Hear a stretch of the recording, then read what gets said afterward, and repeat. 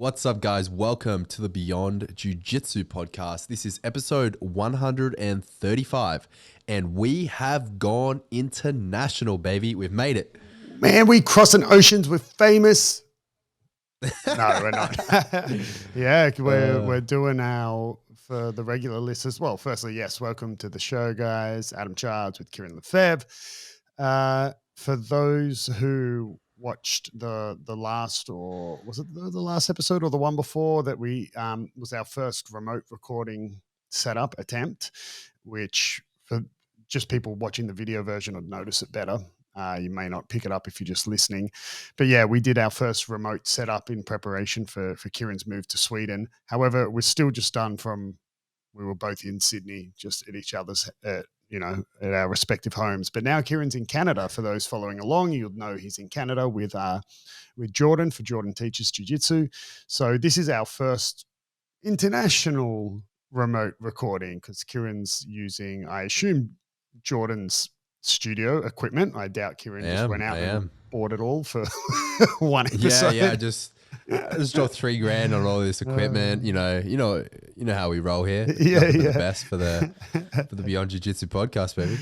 I'm in Jordan's studio here, so he's got like soundproofing on the walls. I'm not using it, but if you can see the video version, half of my feed is like featuring Jordan's famous blue wall. So there it is. If you it's not, the whole room isn't blue, just the one wall, but it's really good setup. And I'm using his, he's got a very similar audio setup for his podcast that we use. So I'm pretty used to it, and yeah, just rocking and rolling.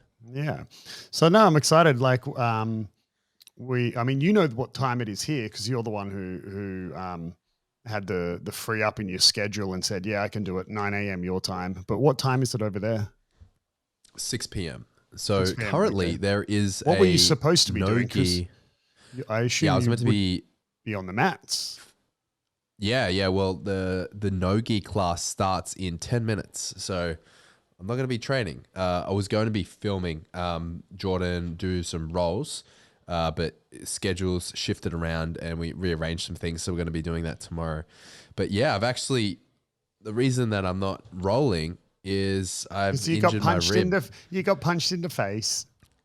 many times. I kicked many times. Yeah. So, yeah, funny story. Our first, so when I arrived. Well, hang on, wait. Sorry, let's just dial it back quickly. Whoa. Just so, guys, what we're talking about today is just a combination of what's going on in Canada, and we're going to go over Subversion as well, right? Which is what was the event that was on Flow Grappling last weekend, a local Australian sort of who's number one super fight thing. That's the one that I did the commentary for. So Kieren and I haven't really spoken in a week. He hasn't watched Subversion either. And all I know about his time in Canada has been, bits that have popped up on his or Jordan's Instagram. So yeah, we're going to go over what's happening in Canada, what him and Jordan are working on, and how everything's going, and Subversion. All right, so that's what we're talking about today. Yeah. Back to the story, Kieren. So let me tell you a tale. Paint a picture. Paint the picture with your words, child. So I flew into Canada. I arrived at the airport. My plane was late. Yada yada. Jordan picked me up. It was very nice of him. It's about a 1.5 hour drive. I got in at about outside midnight. of Toronto, right? Yeah. So it's Jordan lives about an 1.5 hour drive east of Toronto. Yeah. So I arrived at around midnight local time, and he picked me up. We got to the gym at around 1:30. Gave me the grand tour. Showing me around, yada yada. And then he just looks at me and goes, "Want to roll?" And I'm like, yeah. So out comes the gi, because all he had was his gi at the gym. Otherwise, we probably would have gone default no gi. But anyway, out comes the gi, and we put on the timer, and straight off a 28-hour travel time, so 28-hour worth of flights and minimal stopover. And I'm now fucking rolling with Jordan. So we rolled for about 25 minutes or so. We did a few rounds, little bit of rest, no music. It was just like straight up fucking 2 in the morning. We rolled to about 2 in the morning. Yeah, a bit random, but I got smoked. And so he was the like, next day, let me just, let this guy know what's up from the get go. yeah, pretty much. And he goes after, he said to me after, he looks at me, he goes, it's only going to get worse from here. And he was right. Oh man, laughing hurts right now.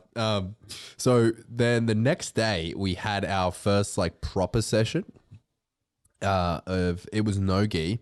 So this was a Tuesday. So I flew in the Monday, and Tuesday class, I believe, was no gi, and it would have been that day or the day after. I can't remember at this stage. It's irrelevant. Anyway, when we had our next like proper roll in no gi during a proper class, he got me in a body triangle, pretty tight as well. And for those that don't know or haven't seen Jordan or haven't picked it up, he's got some fucking thick, strong legs, man. The dude's legs are like little tree trunks. Hey. Anyway, he had me in a real tight body triangle, and normally he taps people out with it, unbeknownst to me. I've never been tapped by.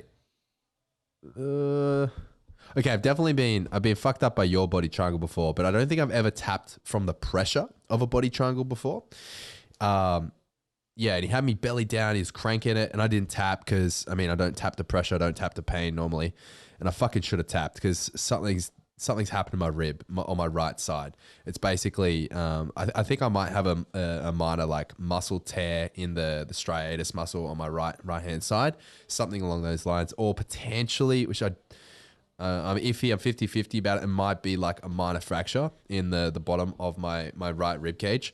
I thought it was okay, and it was for the first few days, but it's just progressively gotten worse and worse. And obviously I've been training on it, but now I'm at the point where I can't even train on it anymore. So yeah, that's the rib story.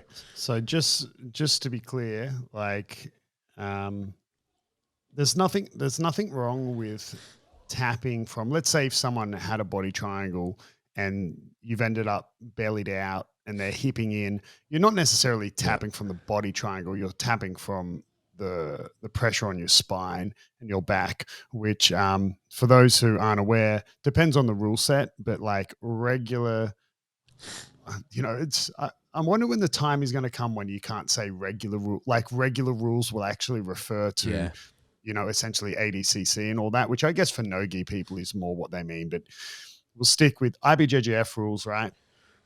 You're not allowed to do anything that attacks the spine, which is why you can't do twisters and stuff like that. So if you were bellied out and someone hipped in and you tapped because it felt like your lower back was going to break, right? Of course, tap to that. Never, don't. There's a lot of pressure on your back. This wasn't that though. Yeah. Hang on, let's shut the fuck up and finish my story. Right? Whoa. So that would, in IBJJF rules, that would get you disqualified, right? You're not allowed to attack the spine. But yeah, let's ignore rules. Of course, tap to that, but never, like, if anyone is tapping just to the pressure of a body triangle, if this story went along and you were telling me you tapped to the pressure of a body triangle, I would be like, thank God there's no stripes on your blue belt, boy, because I would be taking them off. Right?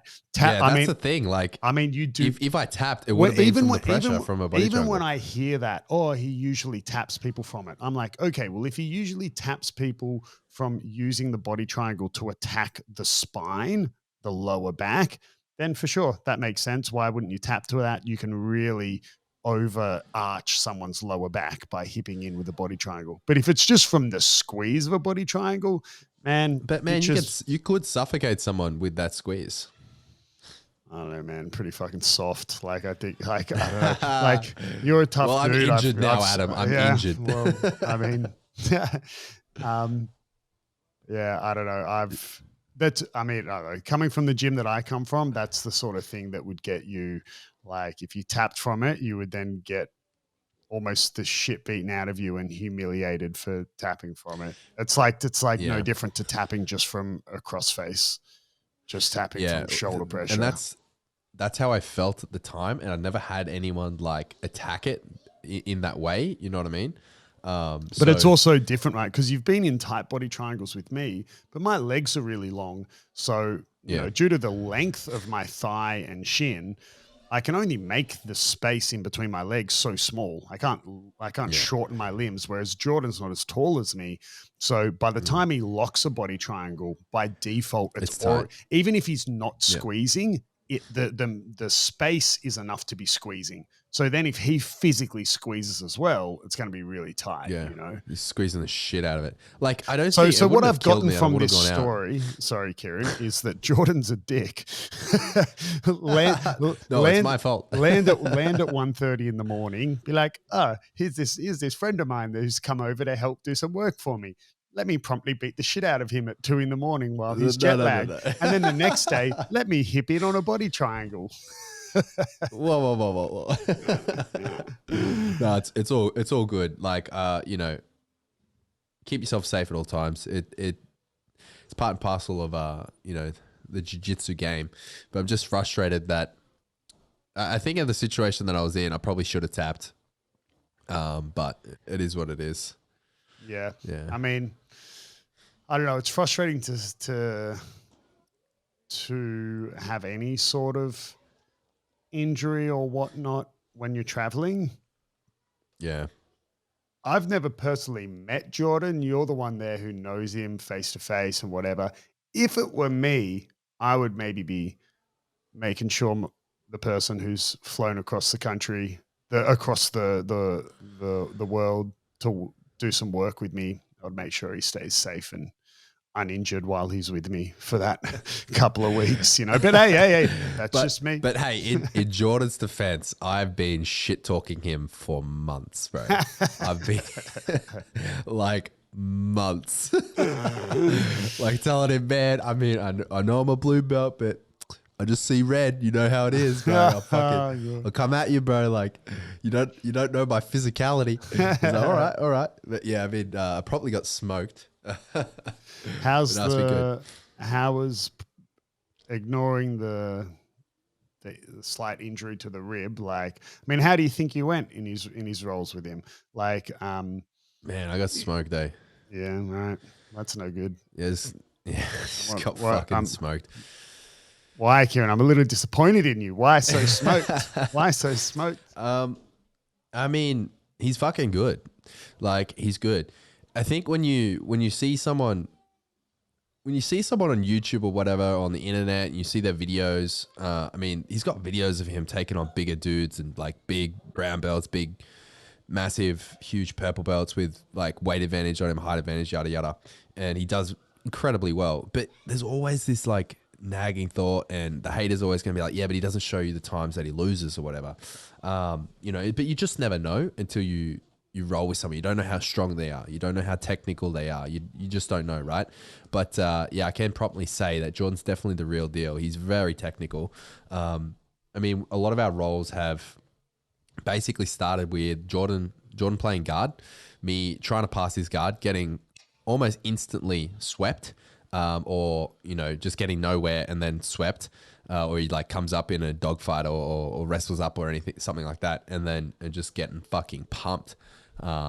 Yeah, that's pretty much it in a nutshell. Now, Jordan, why have you not sent me any footage yet of one of your rolls? Well, yeah, we don't have any. That's the thing. Like, so I've been here for a week and a bit, or just a week yesterday, right? Today marks the official like full week, really. So I've been here for 7 days. We have filmed some kickboxing. The video that I sent you where Jordan kicked me in the leg, which hurt more than the punch in the face, and then like booped me in the nose. Did you watch? You saw the little a different story. You saw the little sound I put to it, right? Yeah, doink. Yeah. Yeah, for those that don't know, like we on my did Instagram. Some, check out Vantage Jiu-Jitsu Instagram. But we did some kickboxing, and fuck, man, he lit me up with that as well. Yeah, it's different. Striking's completely different. Completely different. But we are doing an MMA round on Saturday. We're doing MMA gloves. We're like fighting. Well, considering he's smoked you in jiu-jitsu and kickboxing, it not looking good for the MMA. But I would get fucking pumped. He's 7-0 in amateur league. He was going to do a pro fight. Actually, well, fuck, I'm jumping around a bit, but on Saturday, just gone, we went to the what's called BTC in this area in Canada. It's their local pro MMA fight promotion, and Jordan was going to be on that card for his pro debut, but because of schedule changes and he just couldn't make the fight camp. Like he can make the night, just not the fight camp leading into it.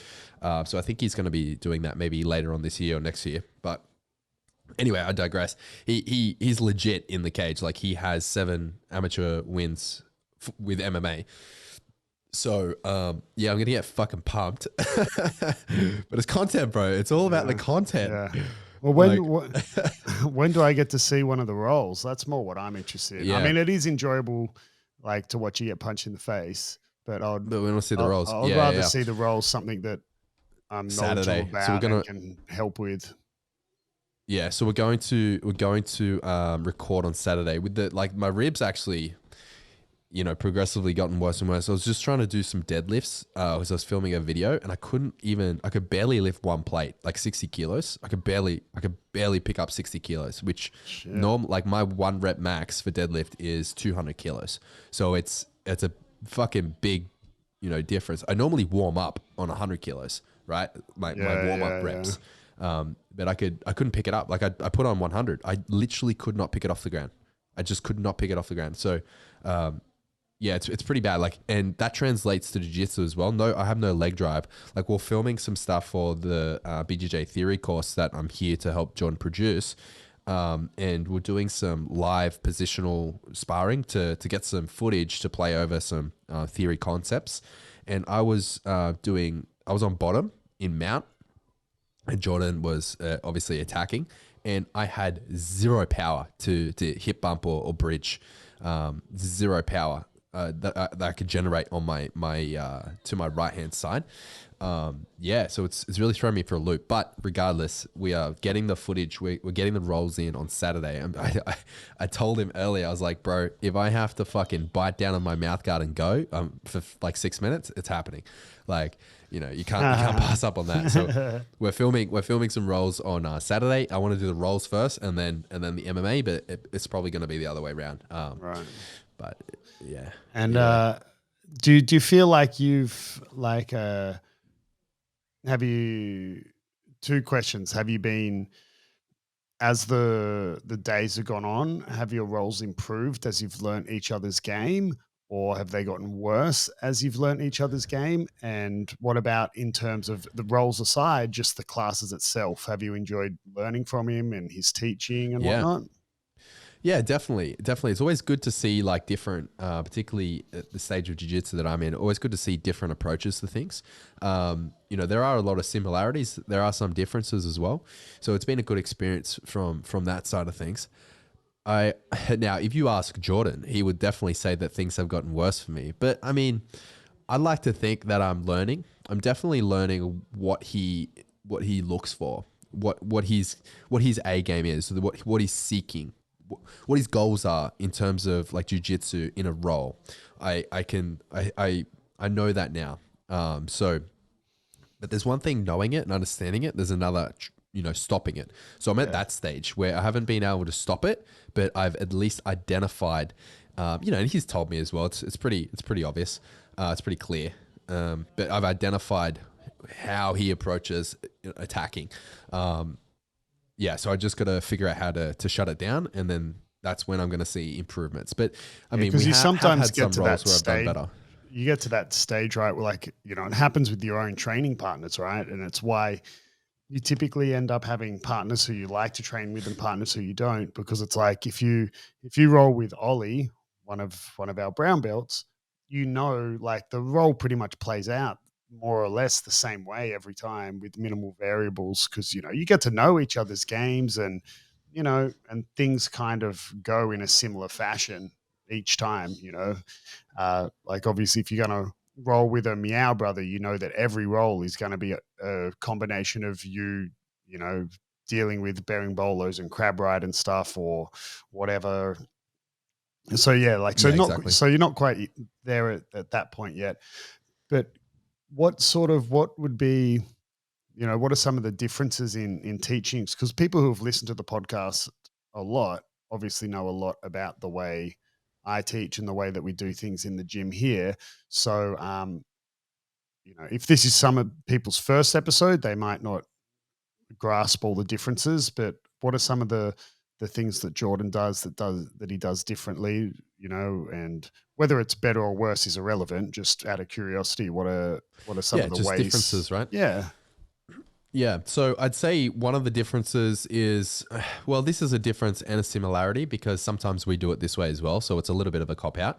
But in terms of like warming up for sessions, it's generally done with positional or like drills. And a lot of the time, it's also like games that sometimes we do as well, or like air quotes games, like positional sparring.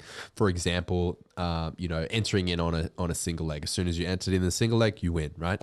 And the other person does like jumping jacks or burpees or whatever. We do burpees, they do jumping jacks here because they're softer. Soft. Yeah. Or it'd be like one time Jumping we jacks. did. Who does jumping jacks as a punishment for what? You do 100 of them? Fuck. No, it's 3. Is it actually? Yeah. Oh Sometimes God. it's 5 and sometimes it's 2, depending on the concession, right? Yeah, that's all right.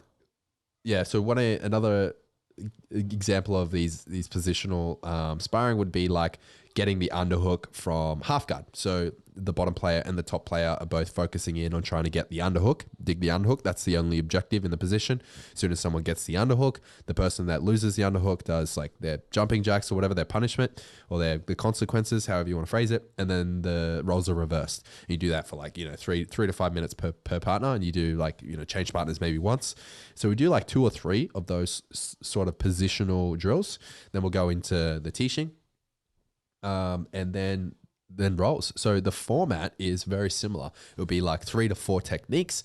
It would be like a sequence, highlighting the key points. Go away and drill 3 minutes each, or like take two for 2, whatever, and then sparring. So the structure of the class is very similar, like a warm up, some form of positional, or like using drills to warm up, technique, sparring. Yeah, so good. That's pretty standard.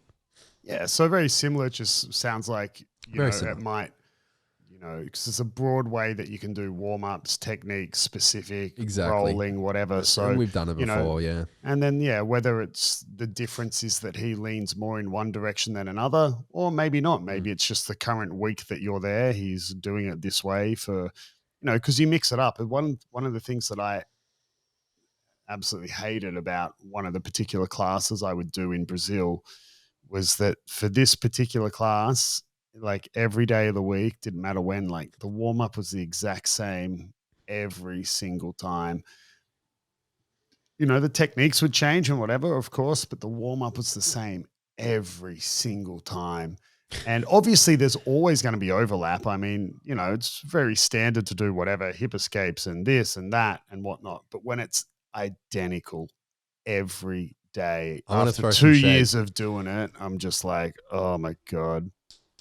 So I've told this before, and it's a bit of a stain on my past, that my first ever jiu-jitsu was actually at a Gracie Barra. So I did 2 like trial classes at Gracie Barra in like 2017 before I eventually started training Advantage like full time when I actually properly started jiu-jitsu. And I still remember the warm-ups that they do at Gracie Barra. They're terrible. They're like push-ups and shit. And you got to like all count in unison, like 1, 2, 3, 4. And then like these silly crunches, like 1, 2, 3. It's like they're trying to do a warm-up, but also trying to do like a shitty strength circuit, but they're failing at both. More importantly, reinforcing their cult mentality. Yeah, like with everyone counting at the same time and all that sort of stuff. And it's like, fuck, it's terrible. But don't take it from me. Even Danaher says that, those style of warm-ups are pretty dog shit. So we've ranted on those before. Yeah, good. And what about have you any like when you're learning a technique, right? So one of the things that I like to do is, let's say, for example, if I was over there and I was meeting Jordan and whatever, or another instructor or whoever, one of the things I might ask Jordan, like, so for example, if I were to ask you, what do you know as one of the things that I'm good at when it comes, like, my techniques in a role? In a role? Yeah.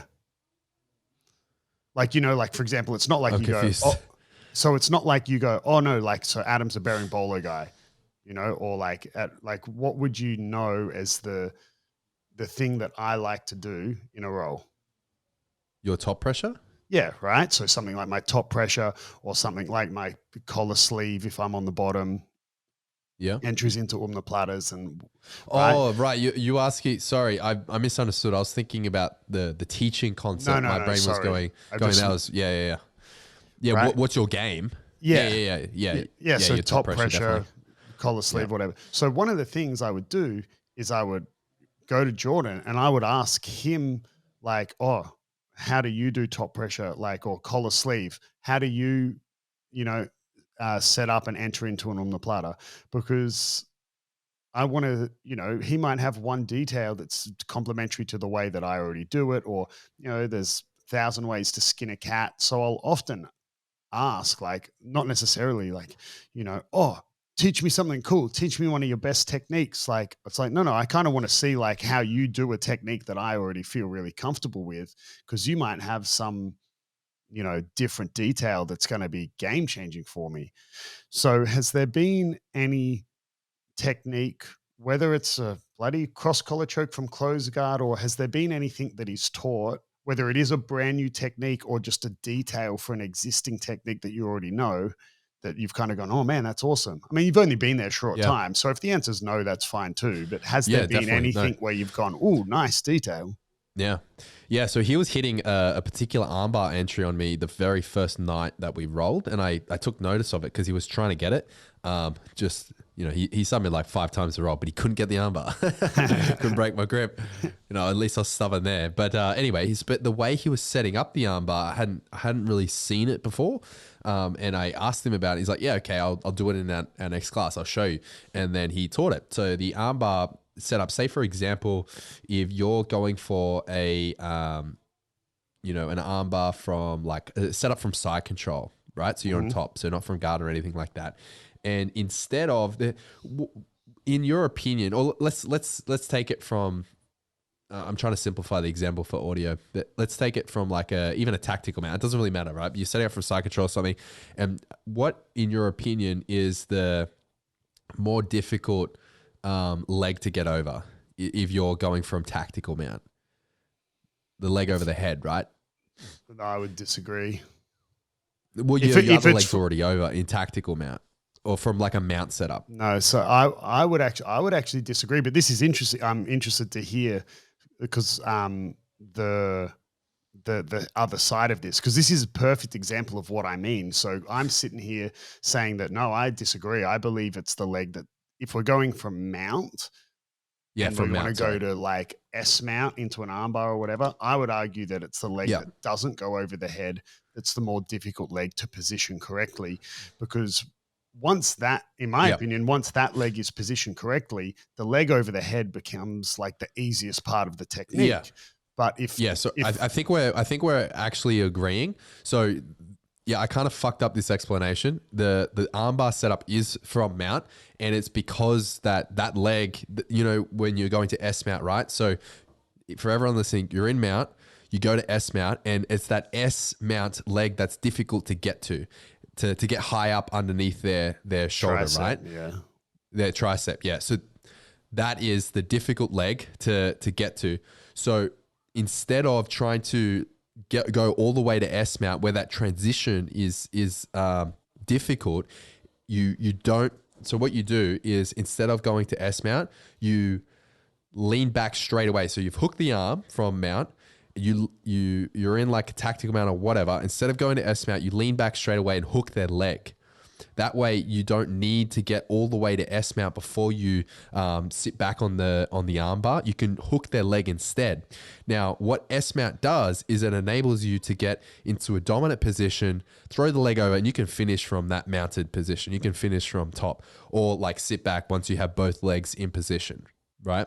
But the leg stops your opponent from sitting up into you and preventing the armbar.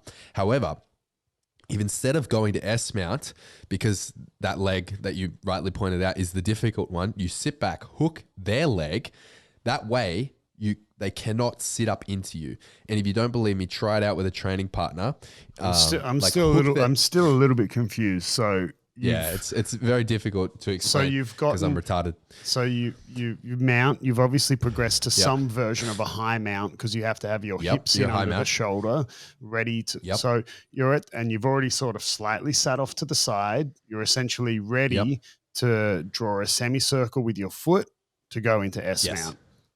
Yeah. Instead of doing that, you like. So if in this case, if my right leg was the leg that I was going to circle out to go to S mount, instead of this case, I kind of fall. Yeah, I kind of fall to my right hip a little bit and hook and grab their hook underneath their right right leg, and then so you have their arm hooked and their leg hooked. And when you sit back, sort of like how you sit back for a bow and arrow, but you hook with their leg instead, your leg doesn't need to go to S mount. It's now in position. And then you can throw, you can take your time with the leg over the head. Yeah. Okay. Yeah. So this is like, so the way that we got to it was slightly, I think the way that you started explaining it was good. Terrible. I totally forgot. No, it was good if you were explaining it to, this is going to sound wanky, like to someone who didn't know as much as me. Because typically the answer that if you were explaining this to another blue belt, they would have said, when you said, what's the hardest leg to get into position? They probably would have said the leg over the head. But I know that that's not the case, right? So I know that that's not the case. So that kind of the story fell apart.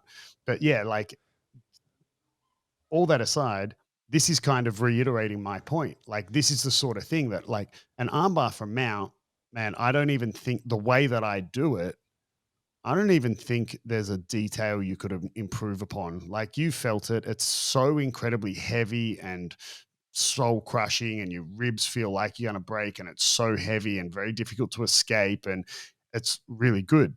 But this is a completely different setup. So this would be the similar sort of thing to the top pressure or collar sleeve. Like, I might go to Jordan, so I'm really comfortable at doing an armbar from mount. But hey, Jordan, how do you do an armbar from mount? Because look at this. Totally. Another way that is neither better nor worse. And my way is neither better nor worse. It's obviously going to be which one are you better at? Which one suits your style better, your body better? Like, so yeah, I'll try this when I get to the gym tonight. But that sounds like a cool, a different way to set up an armbar. Yeah. And in terms of any other, like, I mean, it's funny. We've been so busy with developing everything for the course. I had all these intention to like film all these roles and like pick his brain on like certain key positions, but it's not that it's fallen apart. It's just, it hasn't, I just haven't had the opportunity yet, but I definitely have a list of things I want to specifically ask him, just what I've observed from our roles that he's very good at. For example, he's very good at coming up from like almost like a half guard position, like sweeps and coming up on from half guard. Like sort of like wrestling really up from half guard. Yeah. Not just wrestling up, but being able to sweep from like a half guard position and just off balance me so easily. I think he's got my number there. And a couple he's also very good at arm triangles. So I want to pick his brain on arm triangle details. That's one of my favorite positions, or submissions, I should say. Yeah, it's actually even for me, it's a position that I can get to a lot. But an arm triangle would probably be one of my weakest finishes. It's just not a submission that I'm particularly good at. I always try to blame my long arms and that there's too much space in there.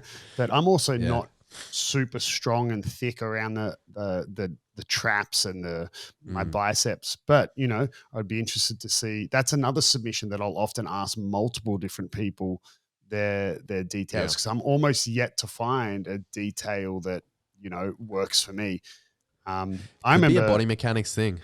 Yeah, well, I don't know. Like maybe that might be a bit of a cop out, but like sometimes you just need it explained to you in a different way. Like I remember teaching a north south choke, and you've learnt this with me multiple times. And it's for those who aren't yet good at north south chokes, or for people who are already competent at them, you would know that it's quite a nuanced choke and it's actually quite difficult to do correctly. People get away with it because it's essentially done incorrectly. You can essentially get away with doing a guillotine on the back of someone's neck and getting a neck crank and people tapping and people's neck popping.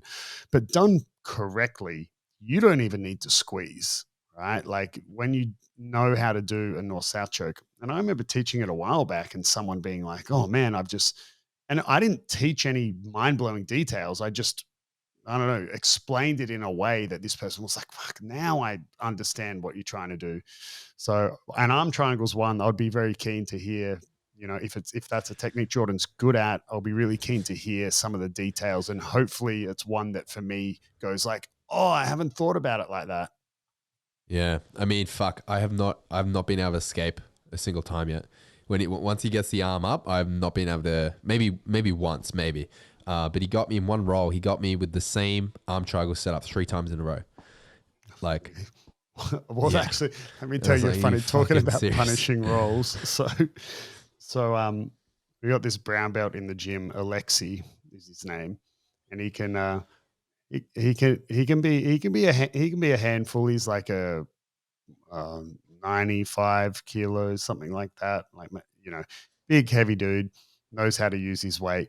And he's definitely, really nice guy, but can get a bit competitive in roles in the sense that, like, if you get the better of him, he might like sort of then be like, okay, like bit revenge roll-ish. So I was rolling with him on Monday. We were training no-gi, just 6-minute rounds, and started standing, grip fighting, yada, yada, yada, bit of time wasting going on our feet for a little bit. But then anyway, I ended up like, shooting a double and taking him down, and then quite quickly passing. And then he turtled, took his back, got him in that body triangle, belly down, back control position. Didn't hip in because I'm not an arsewipe. And then, no, and I just finished him with that like rear naked choke, from that position. And then, anyway, so we still had whatever it was, like 3 minutes or something in the roll. And then I could instantly tell he was like, that kind of going to come back. Didn't even, like, I'm still sitting on my butt. Didn't even high five knuckles. He just like, whoom, just like engages like straight into my guard with that like revenge intensity. And we've spoken about this before, that kind of, okay, firstly, Alexi's just like one of my students, right? So it's not like I'm having a competitive role with him where, it's not like when I was a blue belt and I had that person who was sort of my, like your Toby almost. It wasn't like that guy. That's not the relationship between me and Alexi, where then, but we've spoken about this before, where there's nothing more satisfying that when you tap someone and then they're like, okay, now it's go time, and they come back and you get them again. You tap them again. Like, oh, dude, not only I so then he like engages, not even high five knuckles, like really engages, like and I'm not even joking. It was maybe 10 seconds to an outside heel hook, tapped him, and then after that, just like the little cherry on top, and then after that, I wrist locked him, and and not in a wanky way, not in that bad way where people think like you hurt someone's wrist to wrist lock them, like similar to that one I got you in a few weeks back before you went. Like it was slow, no injury or anything, slow, gradual, just. But for me, it was just a roll where I just, it wasn't a spiteful roll with any animosity or anything. I just gave Alexi a bit more of a, okay, like I'm not going to let you play as much. And bro, poor dude, after class, like I just saw him sitting on the bench and he was just like, man, even other people like Chad and Mikey were like, bro, Alexi was crying. He wasn't actually crying, but he was like, it was one of those moments where you're a bit broken. And I was like, bro, there's still countless people in the world who can make me feel like that. It's like, I mean, it's crazy. It's part of jiu-jitsu, man. And there's people, even look, man, even Nicholas Marigali, one of the best gi grapplers in the world, and even prior to joining New Wave, was still a competent no-gi guy. Like, he went out of his way to go train somewhere where he was made to feel like that. Even Gordon Ryan says, and John says when he talks about Gordon, that in training, Gordon intentionally will, like, a lot of specific training starting from bad positions and that. I'm sure that in training, there are people who, like, quote, beat the shit out of Gordon because, like, that's the training that he simulates, right? Like, he's, just constantly stacks the odds against him. So there's always someone who will make you feel like you should quit. I reckon even when you're Gordon, there's someone out there, or there's a way you can structure your training to be, like, emotionally broken at the end of a class. Yeah.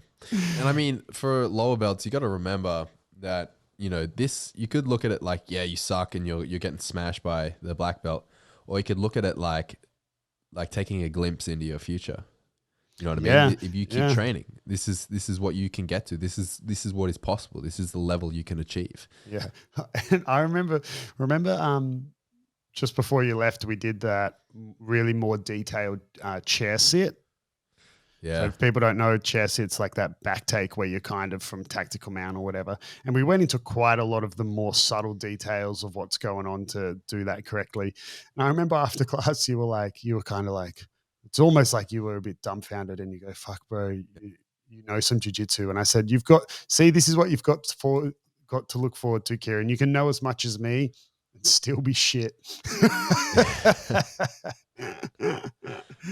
There's just some people are just a whole nother level, bro. Speaking of shit, so Subversion. You're commentating. My commentating. Yeah. So we had so Subversion. It was on Flow Grappling. It was on Saturday Australian time, so it probably went up American time, like, I don't know, probably Saturday morning or Friday night or something. I don't know. But anyway, man, it was cool. So it was a lot of fun. The event was really good. Like, I've never been to Who's Number One or anything, so I don't know in terms of production wise, but people I spoke to who were there said it was awesome. Chris the Butcher, one of the guys at the gym, he's like, man, I've been to so many, like, kickboxing matches, because he comes from kickboxing, and he was like, the event and the quality and everything was just so much better. I think this for me was my first attempt at commentating, and I was like the guest commentator. So, I mean, if they ever ask me back, I'll do it. I had heaps of fun, but I don't believe that's necessarily the angle. They have this guy, Sonny Brown, who's been around for a while. If people are interested in checking him out, he's got the Sonny Brown Breakdown is his YouTube, and he's got a podcast as well. So Sonny is the main commentator, and it seems they have a guest commentator, so that it'll be Sonny and someone commentating. So it was my first go at commentating, and I don't know, I think I did okay. I don't have a reference point, but obviously the amount of hours we've had on the microphone has helped a lot. I think the only way I could have done a better job, I think, was if I was given more resources. So I'll tell you what I mean. So firstly, we were up on this balcony, and it wasn't like what you think UFC, where you're ringside, where you see Joe Rogan and that. So I thought we would be mat side, but we weren't. Where we were, you couldn't even see the mat, right? So you could if you stood up, but so we were watching it on a monitor that was the exact same, whatever we were seeing on that monitor, that was the stream, right? So what we were seeing was exactly what was going to Flow Grappling. And for people who have been to UFC, you would know when you're live at the event, you don't hear the commentators. You don't hear Joe Rogan and that when you're live at the event. What they're commentating is just for what's going to the viewers. So similar setup, right? But however, I think a few things could have been done a bit better. And this is no dig whatsoever at Subversion. Like, remember, guys, Subversion isn't UFC. It's not Flow Grappling. It's streamed on Flow Grappling, but this was not a,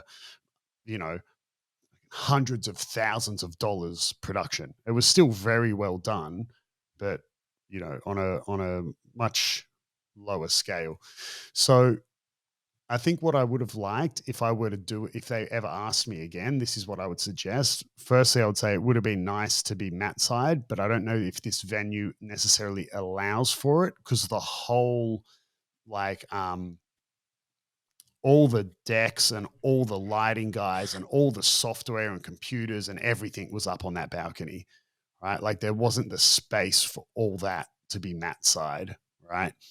And then just the nature of the balcony, unless they put you like up on some raised platform, which I guess could be an option, you couldn't see the mat without standing up. The other thing was we could hear the MC, right? Like the announcer, the dude who would announce the fights and announce the winner and everything, but he couldn't hear us. So, and then I didn't find this out till afterwards, but the stream, so the microphone of the announcer, that didn't feed to the stream either. So there were times where we would talk over the announcer, or we would be talking and he would start talking, so we would stop. And and all the times where we said a match ended, and then me and Sonny are being like, yeah, I think Joe Blow's going to get the win here. I think, I can't see the judges going any other way, blah, blah, blah. Let's go down to the judges for the official decision. And then it goes straight to the MC saying, and the judges by split decision. All that was just semi-fluke, right? There was no light or anything telling us when to talk, when not to talk. Again, the MC couldn't hear us, so we could be mid-sentence and and then he starts thanking a sponsor or something like that. And so a few little things like that, there was a bit of a disconnect between the production being run for the live audience and the production being run for the stream. But that's, as it being a smaller production and me being someone who's never done it before, right? I'm sure this is things they're aware of, and I imagine their next event will be even better.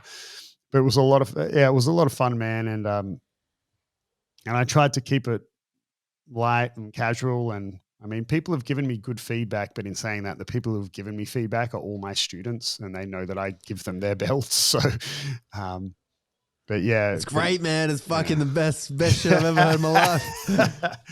Yeah. Oh man, there was I wept, I laughed, I cried. Dude, there was one thing. I went to say one Japanese word the whole night, right? Because one of the guys went for fuck it up. Kushiguruma takedown, which is like the hip throw where from the sort of headlock position.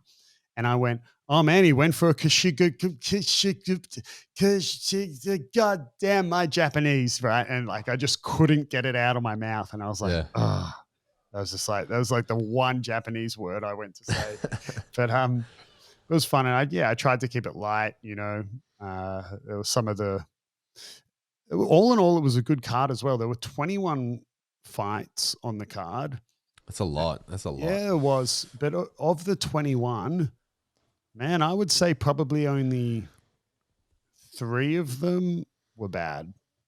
Like there was I think there was one of the lower belt matches that was, so there was kind of only 3 that were kind of bad. There was one that was like 2 black belt guys, and it was in the gi, and it was just a bit sort of, not necessarily grip stall. tight. It was just half guard on top and like no real passes or sweeps being able to happen. And look, that happens sometimes. And these were also like guys in their mid 40s. So these were older guys as well. So they're not the 20-year-old guys who were just like jumping on everything. Then there was another older guy match as well, like no-gi, that was just the most boring, the first 5 minutes of stand-up, nothing happening. But then when it finally went to the ground after a nice takedown, it was a bit more entertaining. But even the crowd was like, why don't you two try do some jiu-jitsu? Right? Like nothing was happening, bro. It was quite bad. The last 2 minutes were good, but then the absolute most dog shit match I've ever seen was Luke. I forget his last name. Luke Wait, you actually something. got to call him out. All right. Oh, bro, it was so bad. Luke something and Josh Saunders. Oh my God, bro. It was just It's so bad. bad. Not even necessarily Josh's fault, right? It wasn't like, it was just even after the match, Josh was like almost kind of saying, yeah, I don't know what that was. Like, it's harder training than that in the gym. So yeah, it was, so it went to the ground quite quickly. It was like, Josh Luke got the takedown. Wasn't really a takedown. Like it was kind of like a bit of grip fighting, and Josh kind of shoved him. It looked like, I haven't rewatched it, but from watching it live, it kind of looked like Josh kind of like shoved him or pushed him at the same time that Luke kind of went to sit down for guard. So it kind of looked like he kind of got pushed over, but not quite, right? It was a half guard pull, half shove, falling over sort of thing. Anyway, and then it quite quickly, man, it was like the slowest, so slow, where Josh is kind of like got his feet back and his hands in, trying to like, tripod and work to pass. And then it's just like the most slow sort of step into knee on belly. And then just Luke, just slow as like tortoise speed, turns to turtle, right? And then Josh like kind of ends up getting a body triangle in, and literally just had like but he's like above him, right? Because he's got the body triangle, he's on his back, and he's literally just like got a chin strap, like pulling we were calling it the Pez dispenser, just one armed, pulling his chin up, and the dude tapped. And I was like, if you rewatch it, you'll see there's actually an image of me on the stream like this. Like I just don't even know what I watched. It was like a blue belt match, man. It was, and I don't know Luke. I've never met him. I've never met Josh either. I know who he is because he's in Sydney. But yeah, even after it, Josh was like, I don't really know like what that was, right? Yeah, and he said training's harder than that. But this other guy, Luke, is a black belt from Dean Lister that he got in 2015. So you've got a guy who's supposedly been a black belt for 8 years. And I mean, how long you've been a black belt is kind of irrelevant. But I mean, Dean Lister, big no-gi dude. You'd think this guy is used to training with big no-gi explosive guys. And it was just, it was, I'm as lost for words for it now. It's like, if you watch it, man, you'll see what I'm talking about. That was by far, and I don't even think, not even Josh's fault. Like, I mean, I just don't know anything about this Luke dude. Maybe, I don't know, man. Maybe he wasn't feeling well. I might be being too harsh on him. I don't know the full story. You gotta get some hate mail, bro. Maybe. I know we only just moved over to Australia as well. So I don't know. I don't know why. I don't know the full story. Maybe whatever it was, but it was absolutely terrible. It was so bad. It was some of the worst jiu-jitsu I've seen. Fuck. Yeah, so big call. Dude, it was no. Sorry, let me say, it's not some of the worst jiu-jitsu I've seen, but for it being what was like close to, it wasn't the co-main event or anything, but it was close. Yeah, it was like out of the 21 fights, it was match number 17 or something like that. So it's towards the end of the card. You've got an ADCC trials winner versus a Dean Lister black belt. I was excited for a good match. Josh doesn't really have any 100-kilo guys in Australia who actively compete for him to train or compete against. Yeah. So he doesn't really get opponents. So I thought, this guy's just moved over, Dean Lister black belt. Like, this could be a good match. And I mean, I think with that, if I lay that foundation, then I go, it was absolutely terrible. If it was just some match and these were just two strangers you knew nothing about, it wasn't on some super fight card, you'd be like, what the fuck was that? Whatever. And you wouldn't think much more about it. But, for it being close to the main event and it being what had the recipe to be a explosive match, two massive dudes, it was just like so bad. Right. So not only was like the jiu-jitsu subpar, but it was like just a huge letdown because this was one of the key like hype matches around the event. Yeah, yeah. Like, I mean, it was also just like, I mean, yeah, it wasn't like, I was just so surprised, man. So like Josh didn't really even have to do a guard pass. It's not like he half-ass went to go to knee on belly. It's just like his knee was kind of in that sort of leg drag-ish, potentially knee on belly position as he's trying to pass. There's just no sense of urgency. And like this, yeah, turned to turtle, like didn't even try to defend it. Like it was just, you just got to watch it, man. It's so bad. So bad. I saw the highlight. I saw the highlight on Josh's TikTok with the Pez Dispenser. And I think I heard your commentary. I'm not sure. I've seen some highlights, some commentary snippets I've heard of you. But I'm definitely going to go through and watch the event. Yeah. I also tried to have some, digs at some of the, I think it's listeners to us know more or less our stance on the amount of drug use and steroid use that happens in jiu-jitsu. And this event was kind of no different, man. There was some absolutely massive dudes. And yeah, you can get massive without gear. But man, I tell you, these people, and when you saw them close, man, the back knee at this event was out of control. Like it was just, and so I tried to make some like little jabs. So I know at one stage during the commentary, I was like, check out these two big natty boys here. I said something like that. and then even when Josh, you're fired, bro. I need to get employed first. I need the job first. And even when Josh walked out with this really somber music, which I didn't really understand, like as if he was, preparing for war. And he was going to war, man. Yeah. And I was commentating, and Sonny's saying like, oh yeah, Josh Saunders, he's known as Suppo, like short for supplements. And like, supplements, right? And and he walks out, and Sonny's like, yeah, somber music, blah blah blah. And I was like, yeah, I don't really know. Like he also maybe it wasn't intentional, but everyone else, like their music started, they just walked out. His music started, and he like waited like 30 seconds before he walked through the curtains, and you got to hit the drop. Yeah. It was really like that. And I was like, I don't know what's going on here. Maybe he had a bad day at work, blah, blah, blah. And then Sonny goes, oh yeah, well, I wouldn't want to square off, with Josh if he's having a bad day at work. And I was like, bro, do not get in between him and his protein shake. And then it like cut to the fight. And there was some other dudes where I was like, fucking look at the amount of acai and Jesus going on here. Bro, there were there was some huge dudes at this event. Like that when you saw them live, man, like when you see two 20-something-year-olds who are whatever it is, not even like, 80 kilos or something, and they look like Andre Galvao, and you're like, everyone knows Andre's on gear, but let's, in some fantasy land, give him the benefit of the doubt and say he's not. Well, he's an adult who's had 2 decades of a career to build that muscle and to look like that. It's like you've got someone who's like, 20-something and started jiu-jitsu like 3 years ago, 5 years ago, and you look like Andre Galvao,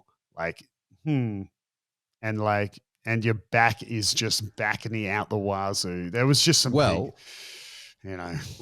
about old Natty Rod? Have you seen the latest on Nicky Rod's I've seen steroid thing? Yeah, I've seen bits that have come out with like sort of little snippets from the Lex Friedman podcast. I also saw did you see the more plates, more dates? So we got a blood panel. You on top of this? No. So I heard, on the Lex Friedman podcast, they were talking about how or on maybe one of Craig's videos or something. Sorry, might not have been on the podcast. I heard that he had gotten it, but the results hadn't come in yet. They dropped like 12 hours ago. Oh, okay. Yeah, he's according to his blood work. So let me just fill you in. Derek from the YouTube channel, More Plates, More Dates. He's like the king of natty or not, but he's a bro. But everything As in, he says wants is people to be natty, or he doesn't really give a shit. He just follows. no, he doesn't give a fuck. He's just the natty or not guy, right? Right. Who assesses athletes, assesses Oh, is like he the dude who walks up and, to people in the gym and goes like, no, ask you a he's someone question? else. Oh, okay. No. He's someone else. Different fitness influencer. Also cool. But no, Derek has been on like the Joe Rogan Experience. He's fucking legit. He runs a company that assesses people's like health markers, helps them, with longevity and all sorts. So he's fucking legit. Everything he does and says is backed by science. He's not like some gym bro, but his delivery is in that gym bro like sort of vernacular, which is why he's so popular because he strikes a really interesting balance. Anyway, so he jumped in, he weighed in on the whole steroid saga, jumped in Instagram comments when Gordon Ryan was calling out Natty Rod and being like, fucking, you're on gear, whatever, blah, blah, blah. And he jumped in the comments and said, hey, do a blood panel tomorrow and I'll assess it if you want to clear this up. So he's like, yep, sweet. So they organized a blood panel at the drop of a hat. He got his blood drawn, sent it off to the lab, and then now the results have come in and the video is dropped. Derek has assessed the blood panel. And what he has determined through that assessment is that Natty Rod, at least at the time of the blood drawn, was not on taking any performance enhancing drugs. And at least for a couple of months before the blood was drawn, he was not taking any performance enhancing drugs. Now, could he have taken them in the lead up to ADCC and then cycled off immediately after ADCC and given had his blood present the way it presented? Yes, that is possible. But he definitely had cycled off if he previously was on anything before the match with Gordon Ryan. So, well, I mean, is it possible he was on him? Yeah, I mean, yeah, like the thing is, right, unless you have, a blood sample a month from someone over their entire career, like all you can say is that like they're not on at the time of drawing the blood, right? It's it's no different to like you get pulled over to blow a breathalyzer, drink driving thing. And it's like, well, that breathalyzer only shows that you were not under the influence at that moment that you did the breath test, but that doesn't mean you've never driven under the influence. Exactly. So yeah, I mean, yeah. So the way you would have to do it is put him in a USADA style pool funded, even if it's not USADA because they're not going to do it, but put him simulate a USADA style random drug testing over like a 12-month period and assess his physique and assess his lifting numbers and everything like that. Do his bloods obviously throughout the whole time. And if he doesn't change or if he improves through that time and consistently passes all of these drug tests at random intervals, then that's how you can determine that he is, at least for that period, and with most reasonable, under reasonable doubt and everything like that, he is a natural athlete. However, what it is illuminating is that, Nicky Rod, at least post ADCC is clean. So he is clean. He doesn't blast then cruise, like Gordon Ryan probably does, but he's clean. So this is at least, right? In my opinion, a feather in his cap. Yeah, I think it's good news because, like, it's also interesting because you have, you got to look at like the starting point as well. So, are there people who look like Nicky Rod does and are clean and have never taken anything? There are. Like, he's not absurdly, he's not like traps touching his ears and whatever. There are people who look worse than him and are on steroids.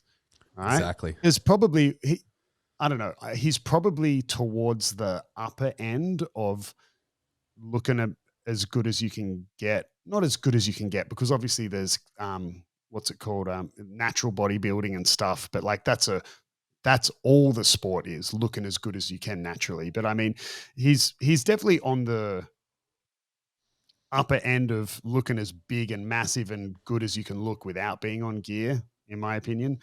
But yeah, there's people who look better than him and are clean. There's people who look worse than him and are on gear. So Yep. You never really know. But if we look at the start point, he was like, look at Nicky, the day one that he broke out or was recognized in the jiu-jitsu scene. Take that image and compare it to today's. Does he look that much different?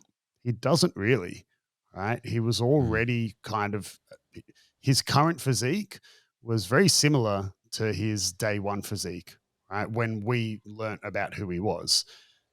But like when you then do look at guys like Gordon and these other people who go through this 18-month transformation of being like stick thin dweebs and still relative, like pretty ripped, right? And not much body fat, but they go from this like, put on something absurd, like, 20 kilos of muscle in 12 months or something. You go, especially when you know how difficult it is to put on muscle when you train jiu-jitsu, because the amount of the amount of energy that you burn, it's very hard. It can be difficult to retain, let alone gain muscle when you train jiu-jitsu. 100%. So yeah, like, you're right. I don't know, but you'll never really know. And look, even if he's never taken anything ever, you're still going to have people going, oh, well, he just cycled off. I mean, and I get people accusing me of steroids. And maybe he did, right? You don't know.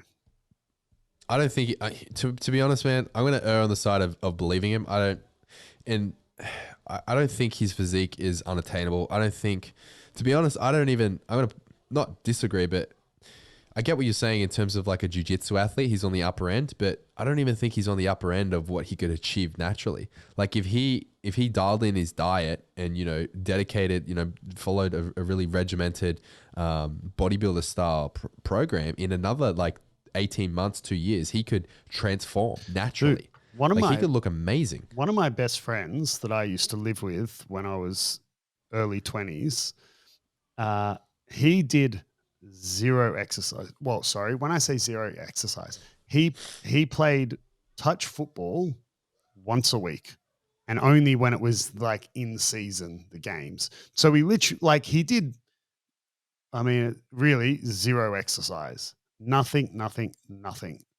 right? Wasn't some health freak with a crazy diet or whatever.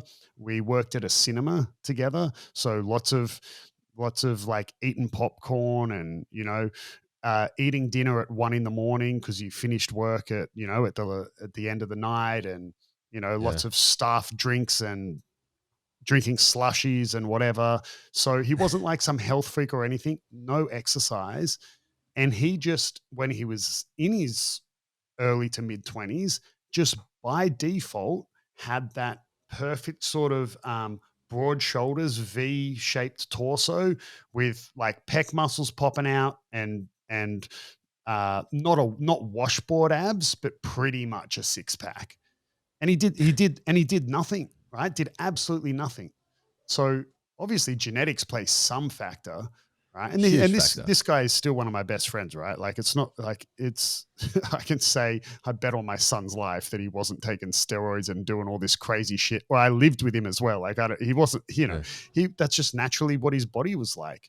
So imagine if you had genetics like that, and then you do also train jiu-jitsu and lift. Yeah, you can look pretty, but yeah, it's when you see the people looking pretty fucking yoked. Yeah, it's when you see the people go through this 12-month transformation of putting on an absurd amount of size that it just doesn't add up, bro.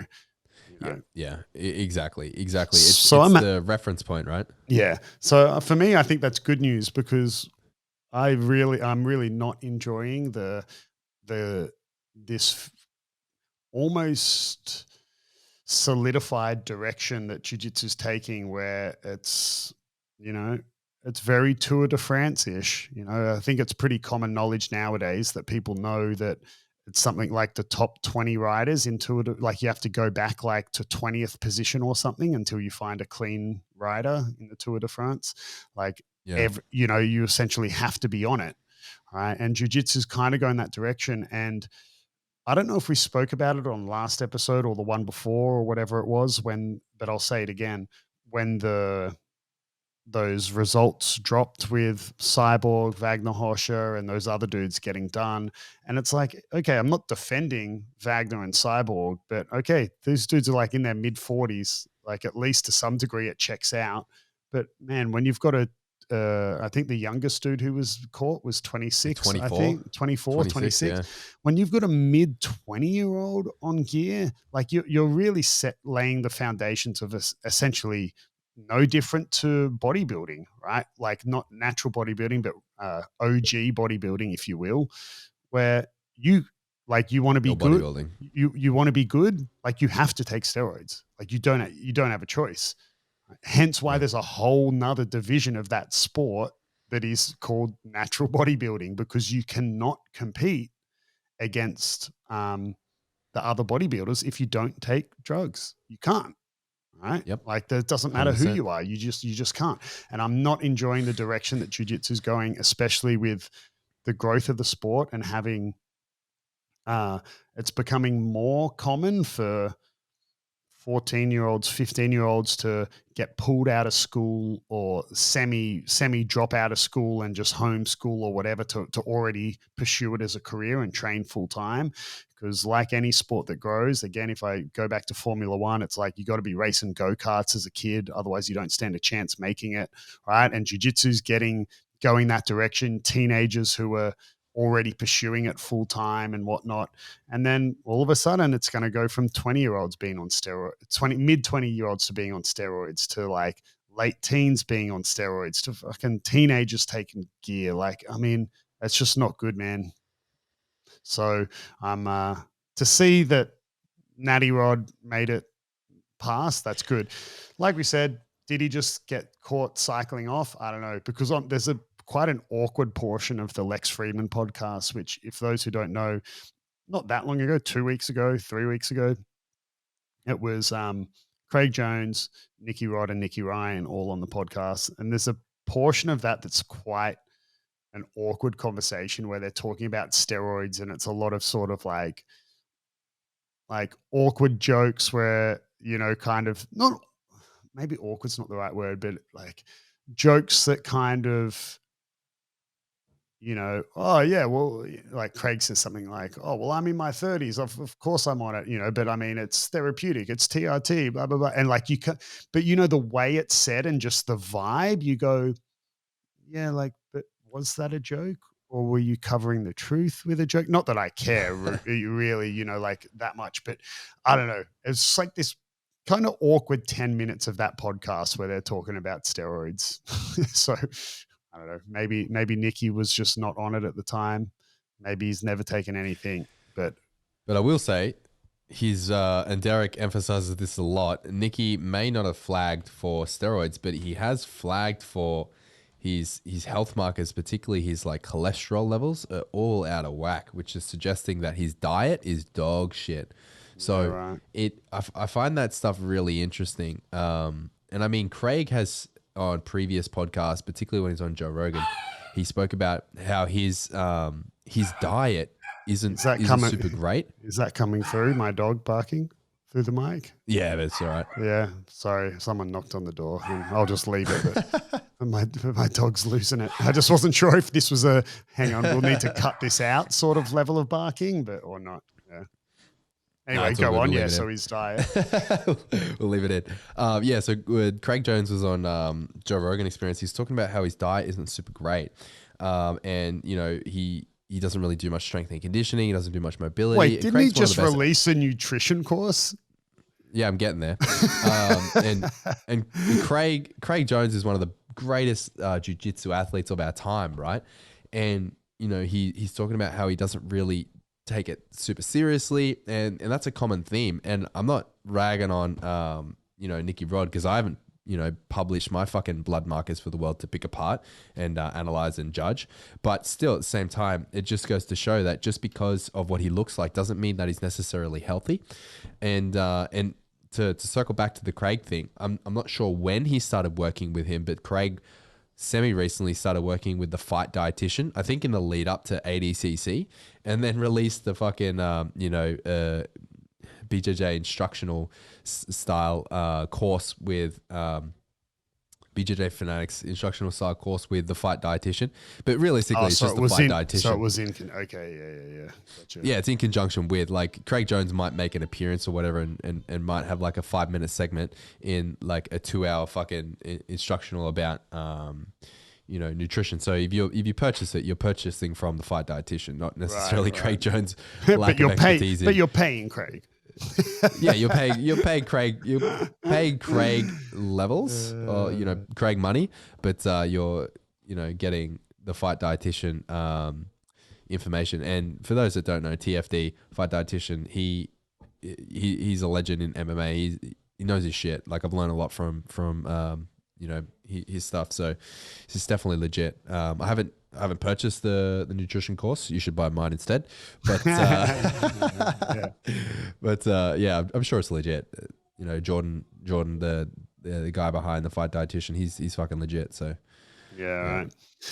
Yeah, man. Like, so, I mean, I think the steroid conversation will be a dead horse that will be continually beaten upon for quite a while to come yet, because I mean, it's in that podcast, Craig said something along the lines of, well, like, if they don't test for it, of course people are going to cheat.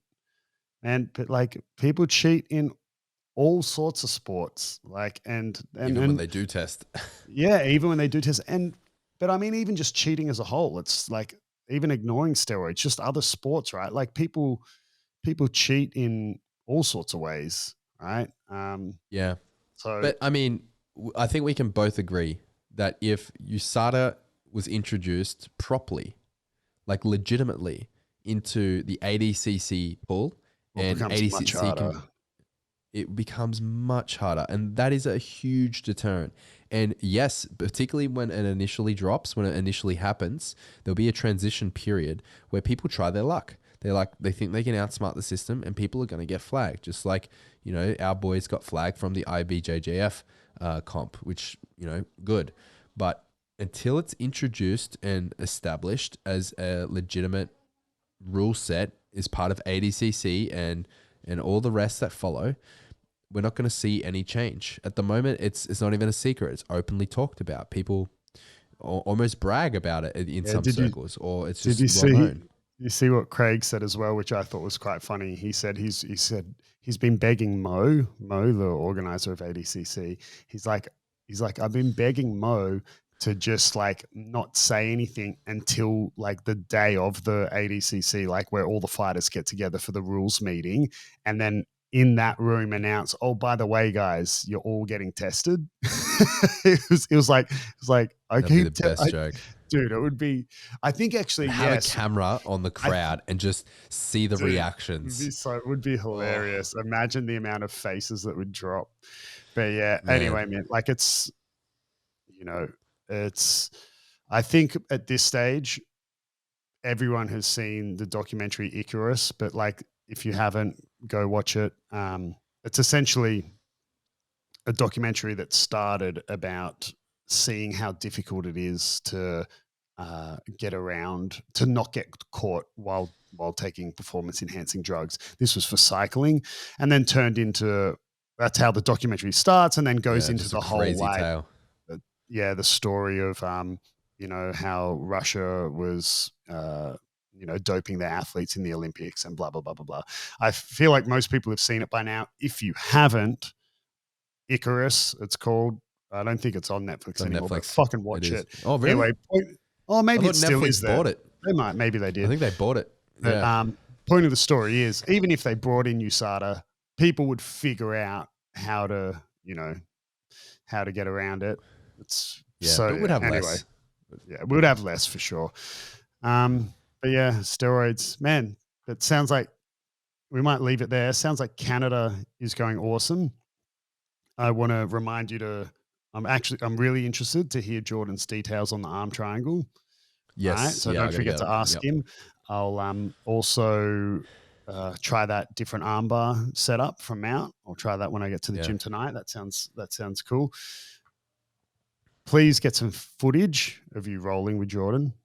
Right. Well, Subversion was cool. I hope maybe I do it again, maybe I don't, but it was cool. I think for anyone listening, I heard good things about the stream, not even talking about me as a commentator. Like it was also, and I didn't even mention, oh my God. So you've obviously seen some of the results, right? Or most of the results. I've seen the top, like some of the key results I know about. So there was some good matches. If people listening already have, I mean, they've heard me talk shit about flow grappling, but if you already have flow grappling, man, there was some good matches. So I would advise some people to go back and watch it. Like there was one match that was like a 9-second submission, like just like very, very fast. There was this one, like who was it? What submission was it?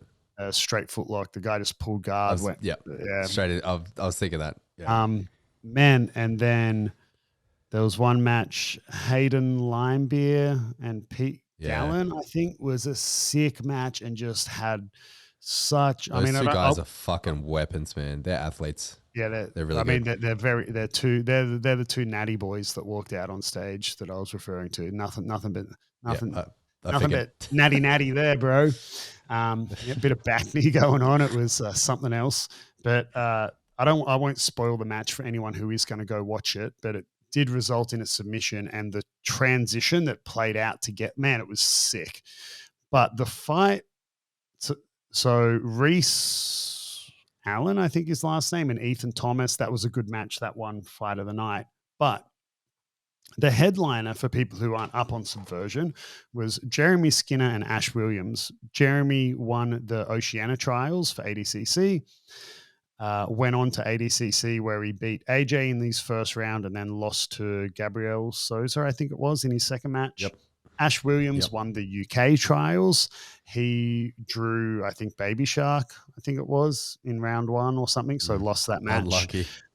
So anyway, Ash and Jeremy were in the same bracket at ADCC but didn't fight. So that was the main event of Subversion. So it was essentially an ADCC